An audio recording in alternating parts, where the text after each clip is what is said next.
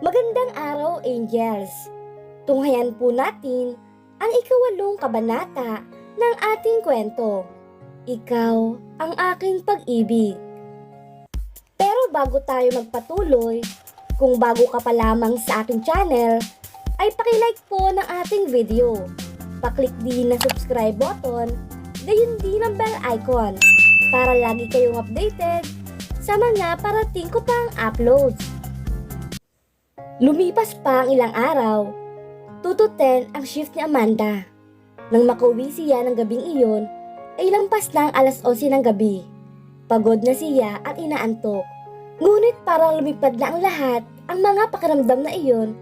Nang pagdaan niya sa tapat ng pinto ng kwarto ni David, ay siya namang pagbukas niyon at lumabas si Andrea. Hindi naman siya napakamangmang para hindi makita ang mga palatandaan na ang babae ay galing sa kama. Alam niya kung ano ang mga ginawa ng mga ito. At kitang-kita niya sa anyo ni Andrea na sa halip na ipagkahiya iyon ay pinagmalaki pa at pinag-inggit sa kanya. Nagulat ka ba? Tila nang iinis pang sabi nito sa kanya. Nagulat nga siya kaya hindi agad nakasagot. Pero nang makabawi siya sa kanyang pagkabigla, ay ipinakita niya rito ang kanyang galit. Hindi, sabi niya. Pero konting delikadesa naman, Andrea. Maya ka naman kahit konti.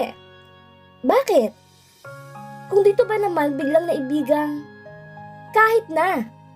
Putol niya kaagad sa sinasabi ni Andrea dahil parang hindi niya kayang pakinggan ang susunod na salitang maririnig mula rito. Kahit paano, ay igalan niyo naman na ano? Tila lalo pang pangiinis ni Andrea. Na mag-asawa kayong dalawa? Bakit? Ni minsan ba na iparanas sa'yo ni David ang katatapos lamang niyang iparanas sa akin, Amanda? Maarte pang wika ni Andrea. Nanlaki ang mga mata niya dahil sa pagiging prangka ni Andrea. At saka pwede ba? Tigilan mo na yung kakamalinis mo, ha? Ingat ka ng ingat sa sarili mo na parang tunay na ulirang asawa ay hindi naman totoo. Dire-diretsyong wika pa nito. Anong hindi? Talagang malinis ako, Andrea. Hindi yun ang ibig kong sabihin. Ang ibig kong sabihin ay hindi naman kayo talaga mag-asawa ni David. Dahil hindi naman totoo ang kasal ninyong dalawa. Maliwanag ba? Fake na huwes lamang ang nagkasal sa inyong dalawa. Hindi naman kalakasan ang boses ni Andrea, ngunit parang nabingi siya sa isiniwalat na iyon ng babae. Gulat ka, no? Masakit ba, Amanda? Malaman ang katotohanan, ha? Kahit hindi mo aminin, matagal ko nang alam na may gusto ka kay David. Pero kahit anong gawin mo, hindi mo maaagaw sa akin si David. Akin lang siya at ako lang ang pwedeng makinabang sa mamanahin niya. Naintindihan mo ba ako? Kaya kung ako sa'yo, umalis ka na dito. Hindi ka dito nababagay. Ang probinsyana, mananatiling probinsyana. Tumigil ka na, Andrea. Nagpapakahinahon na wika ni Amanda. Totoo naman, di ba? Hindi ka nababagay dito. Malandi kang babae ka. Alam mo, ang nababagay sa'yo ay eto. Akmang sasampalin siya ni Andrea nang mahawakan niya ang kamay nito. Subukan mong sampalin ako at makikita mo kung paano magalit ang isang probinsyana, Andrea. Hindi ko na hayaang maliitin mo ako. At kung totoo man ang sinasabi mo sa akin ngayon, kay David ko mismo gustong malaman at hindi sa'yo, Andrea. Sabay tabing sa kamay nito at talikod niya dito. Naiwan naman at tameme si Andrea. Kinabukasan, maaga niyang inabangan si David sa komedor. Makikipagtuo siya sa lalaki. Aalamin niya kung totoo nga ang sinuwalat ni Andrea sa kanya kagabi. Nagpupuyos ang kalooban niya pero kabado rin siya. Kaya hindi siya mapakali. Para tuloy mabagal, na sinusukat niya ang kahabaan ng komedor sa pagparoot parito na nag-iisip. Kinakabahan rin kasi siya sa maaring kahinatnan na pakikipagkomprontasyon niya kay David. Sa mga direktang salita, ay sisitahin niya ang lalaki tungkol sa kaganapan ng isang bagay na hindi naman ito ginusto. Paano kung nagsasabi pala ng totoo si Andrea? Ano na ang gagawin ko? Diyos ko, sana hindi po. Dahil pag nagkataon, ay mapipilitan akong umalis ng bahay. Hindi ako nababagay dito kung ganoon.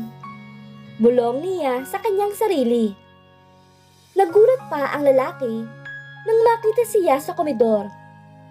Di ba't panggabi ka? Hindi makatingin na wika nito. Unang tingin pa lamang niya sa lalaki ay nasabi na niya sa kanyang sarili na parang hindi pangkaraniwang umaga ito kay David. Nakaroba lamang kasi ito ng mahaba at ang buhok nito ay tila sinuklay lamang ng kamay, haggard at mukhang puyat. Nang mapansin niya ang sarili ay nakaroba rin lamang pala siya. Medyo nakagat niya ang pang-ibaba niyang labi nang maisip na siya rin ay puyat. Unang pagkikita nila iyon ni David sa komedor na ganoon ang mga itsura. Dati ay bihis na sila kung bumaba para mag-almusal.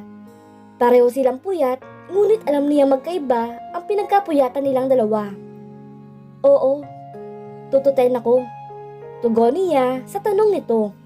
Pinag-aaralan pa niya ang tamang approach sa sensitibong paksa na gusto niyang pag-usapan nila ng lalaki. Bakit ang aga mong gumising? Tanong nito ulit sa kanya. Hindi pa nga ako nakakatulog eh. Wika niya. Napakunot noon si David. May problema ba, Amanda? Bakit hindi ka muna magbawi ng tulog? Anito. Hindi ako patulugin ang sinabi ni Andrea. Titig na wika niya sa lalaki. Sinabi ni Andrea? Kailan? Kunot noong tanong ulit nito. Kagabi, David. Pagdating ko. Kagabi? Mahinang saadi David na tila nagtataka. Totoo ba yung sinabi niya, David? Tanong niya na parang mababasag ang kanyang boses. Ano bang sinabi niya, Amanda? Nalilito ng tanong ng lalaki. Parang hindi lalabas sa kanyang lalamunan ang gustong isumbat sa lalaki. Ngunit paano naman ito aamin o tatanggi kung hindi niya kakayanin magtanong? Nag-almusal ka na ba? Ani David na parang noon lamang napansin na tensyonado na muli siya. Umiling lamang si Amanda.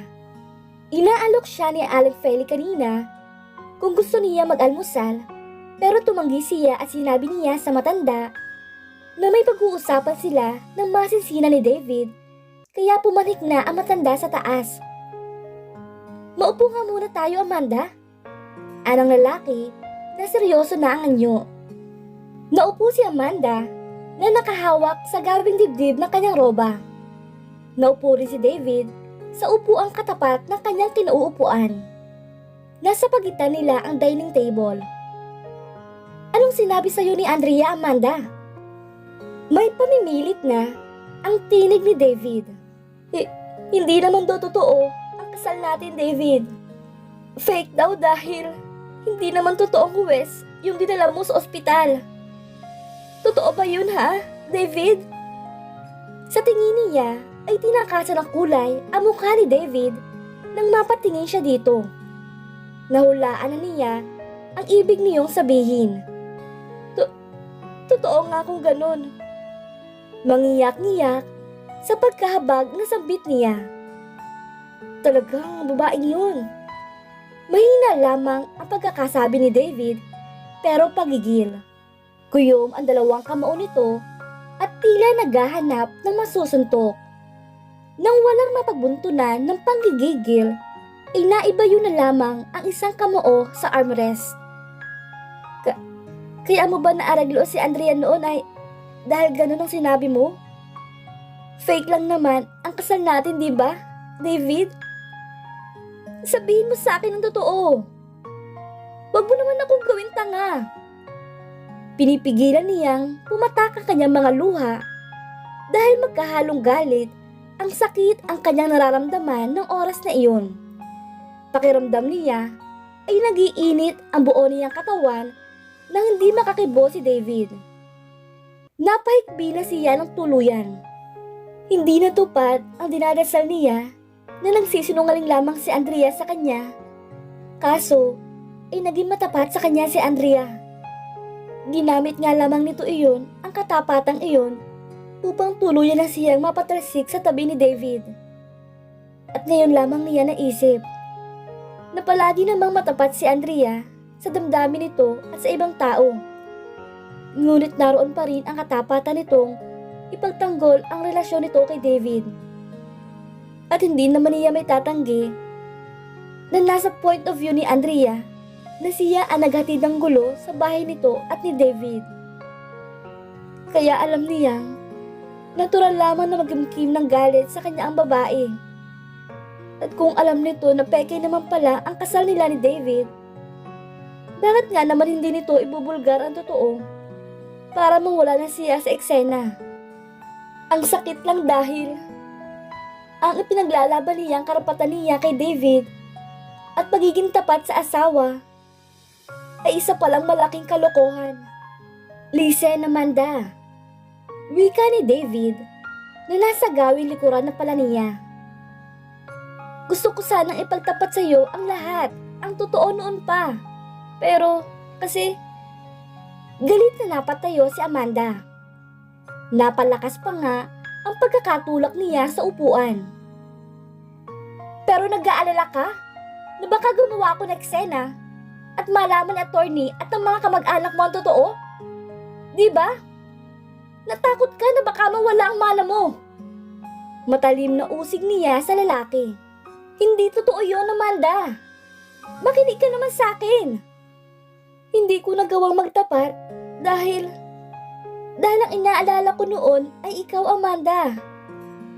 Dahil nakita kong paniwalang-paniwala kang totoo ang naganap na kasal. Umamin ka na, David. Tila nangihina ang wika niya. Sinabi ng lahat sa akin ni Andrea ang totoong motibo mo. Paano niya masasabi ang isang bagay na hindi niya alam? At paano rin niya malalaman na tunay ang pag-alala kung huwag ka masaktan noong pagsinira ko ang inaakala mong totoo? At bakit ka naman mag-aalala sa akin ng ganun? Nagpupuyos pa rin ang kaloobang wika niya kay David. Kasi, David, ang pinakaugat ng lahat ng ito ay ang paghahangad mong huwag mawala ang mana mo. Yun lang ang totoo. And I hate you for that. Galit na wika niya. Mabuti pa si Andrea. At naging honest sa pinaglalaban niya. Pero ikaw, David, isa kang sinungaling. Biglang-bigla ay tumigas ang anyo ni David. Labis marahil na nasaktan sa kanyang sinabi. Wala akong pakialam kung ano man ang itinanim ni Andrea dyan sa utak mo, Amanda. Ganting pananakit din ito sa kanyang damdamin. Pero sa maniwala ka o hindi, naging makatao lang ako noon nang hindi ko ipagtapat sa iyo ang totoo. Siya namang biglang walang lingon likod na iniwan siya nito. Masamang-masama ang loob ni Amanda habang umiiyak sa pagkakahiga sa kama sa kanyang kwarto. Kasi naman ay napakahina niya. Naging napakatanga niya kaya tuloy na awa ng husto sa kanya si David. Kaya hindi na nagawang ipagtapat sa kanya ang totoo. Nagumawa lamang ito ng paraan upang kahit paano ay mapagbigyan ang isang mahal sa buhay na malapit nang mamatay. Kaya pinanindigan ng totoo nga ang kasal nila. Nakita kasi nito noon na parang handa na siyang maging totoong may bahay nito. Sobrang naawa siguro o nag-alala na baka mapahiya siya. Kaya tumahimik ito sa ginawa nitong pamimeke sa kasal nila at pinalabas na lamang na totoo iyon. Ngunit mabilis din namang nakaisip ito ng gimmick para hindi mapasubo sa pagiging mag-asawa nila. Iyon ngang wala raw silang pakialaman kahit na nga magkagusto pa silang pareho sa iba. Naisip pa niya na umiwas talaga si David na magkaroon ng kaganapan ang pagiging mag-asawa nila dahil kung nagkataon pala ay dalawa ang maituturing na kasalanan nito. Una ay ang pamemeke nga ng kanilang kasal. Ikalawa ay kung nagalaw siya nito. Lalabas na sinamantala ng lalaki ang pagpayag niya dahil mag-asawa naman sila. Sa pagkakaalam niya, sa bisa ng kasal nila, na peke naman pala. Siyempre, matatakot nga ang lalaki, lalo pa at hindi naman ito alam na may lihim na pagtingin siya dito. At dahil lihim ngang umiibig siya dito, ay buong katangahan siyang naniwala sa lahat ng kasinungalingan ni David. Akto pa naman siya ng akto bilang isang may pananagutang babae na ingat madungisan man lamang ang dangal ng kanyang asawa. Iyon pala naman ay nakadaragdag lamang sa ikalulubos ng pagiging tanga niya.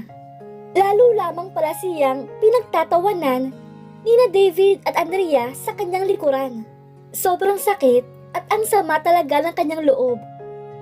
Galit siya sa ginawa ni David dahil hindi niya naisip na pumayag siyang gawin sa kanya iyon.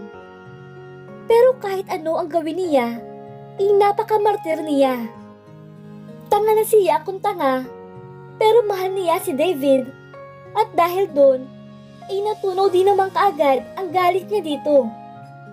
Kahit nagkaganoon, mahal na mahal pa rin niya si David. Kaya nung nakiusap ito at hindi ito pumayag na umalis siya sa bahay nito, ay madali siyang sumunod sa sinabi ng lalaki. Sa pagkakataon nga lamang na ito ay alam niyang malaki na ang pagkakaiba ng mga kilos niya. Linggo kinabukasan, walang pasok sa trabaho si David at nagkataon naman na day off si Amanda. Hindi siya naglalabas ng kwarto dahil ayaw niya magkaharap sila ni David. Bandang tanghali ay umalis daw ito, sabi ni Aling Feli, nang tawagin siya para kumain. Ang hula ng matanda ay kay Andrea ito pupunta dahil tumawag daw ang babae. Para nagkagalit nga sila eh. Pagbabalita pa ni Aling Feli nang pababa na sila. Narinig ko na mataas ang boses ni David sa telepono. Wika pa nito. Bakit niyo ko nasabing kay Andrea siya pupunta, Nanay Feli? Naitanong ni Amanda. Abay nagbihis nga kaagad pagkababa sa telepono. Palagay ko'y hindi sila magkaintindihan sa telepono, kaya personal na magpapaliwanagan. Paliwanag ni Nanay Feli. Tumahimik na lamang si Amanda. Kumain na siya ng tanghalian nang malamang hindi naman pala niya makakasalo sa pagkain si David. Saka kailangan pa ba niyang gawin iyon? Dapat ay hindi na. Dahil iibahin na nga niya ang kilos niya at yun ang tama. Dahil wala naman silang relasyon ni David. Bulong niya sa kanyang sarili. Pagsapit ng hapon, ay biglang tumawag si Jason. Ipinagtaka niya iyon dahil ilang linggo nang hindi siya dinadalaw ng lalaki o tinatawagan man lamang. Inakala nga niyang tinanggap na nito ang kabiguan sa kanya. Hindi ka maalis-alis sa isip ko, Amanda. Tila daing nasabi nito nang kausapin niya. Jason, akala ko ba ay hindi mo ba ako pwedeng mabigyan ng chance? Baka sakali mapagbago ko ang pasya mong maging old maid? Parang mapapatawa siya bigla sa sinabi ng binata. Hindi na ngayon. Sagot ng kanyang isip. Amanda? Narito pa ako, Jason. At narinig kita. Pinag-isipan ko nga yung sinabi mo, kaya ako nakasagot agad eh. Ganun ba? O baka naman pabor sa akin yung naisip mo? Eh, wag mo nang baguhin. Pabor nga eh. Talaga? Kahit sa telepono lamang, ay halatang tuwang-tuwa si Jason. Kung okay lang sa'yo at wala kang ginagawa, susunduin kita dyan at nang maipasyal kita kahit saan mo gusto. Masayang wika ng binata. Sige, hihintayin kita. Napakasaya ko, Amanda. Hintayin mo ako, ha? Wika pa nito. Nang ibaba niya ang telepono, may sumakit sa gawing dibdib niya. Sa gagawin niya ngayong pagbibigay ng tsansa kay Jason, ay para na rin niyang sinunod ang sinabi noon ni David na magpaligaw siya, magkagusto, o magpakasal pa nga sa iba kung gusto niya at wala itong reklamo. Isang sitwasyon na pinakatanggi-tanggihan niya. Pero hindi naman siguro masama na aliwin din niya ang kanyang sarili kahit paano. Lalo pa at hindi pa nawawala ang sakit na dulot ng katotohanang hindi sila totoong kasal ng pinakamamahal niya. At dito na po nagtatapos ang 8 kabanata ng ating kwento. Ikaw at ang aking pag-ibig. Sana ay muli ninyo ako samahan sa mga susunod pang kabanata. Maraming salamat po.